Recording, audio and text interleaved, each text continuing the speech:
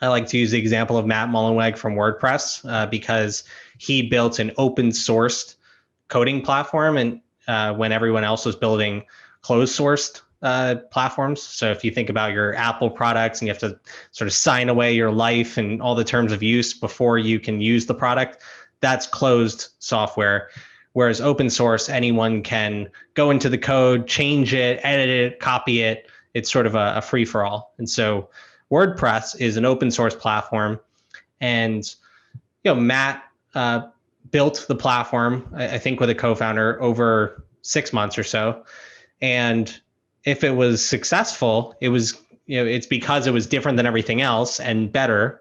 And if it wasn't successful, he was only 19, 20 at the time. He could have always gone back and worked at a closed source software company or started a closed source software project. But instead, it took off. And now, WordPress powers over 1/3 of all websites on the internet. The company that owns it is called Automatic, and that's a multi-billion-dollar company.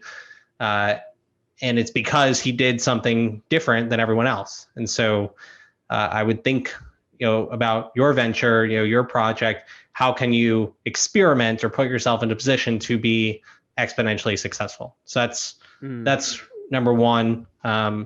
Number two is, a lot of people in those books built their own distribution networks for their ideas, meaning they built a social media following, they built an email list, a podcast audience, they built their network like me.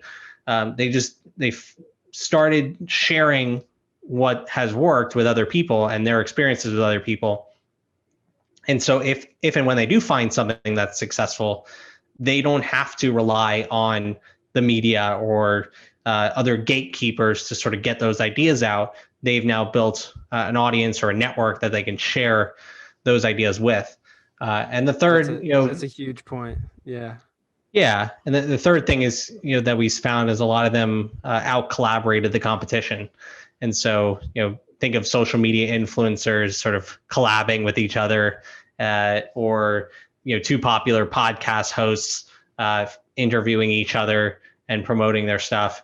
There's definitely a sense of collaboration and community that comes from top performers, and so I think that's where mastermind groups even come into play. That's where starting new communities and businesses come into play.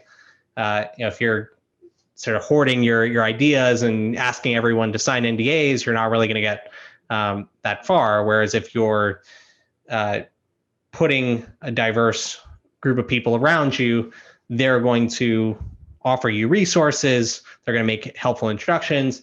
They're going to improve the way you think and bring new ideas to the table.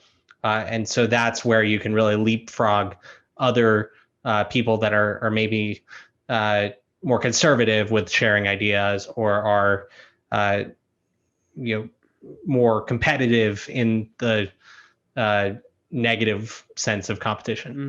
Mm-hmm. Mm-hmm.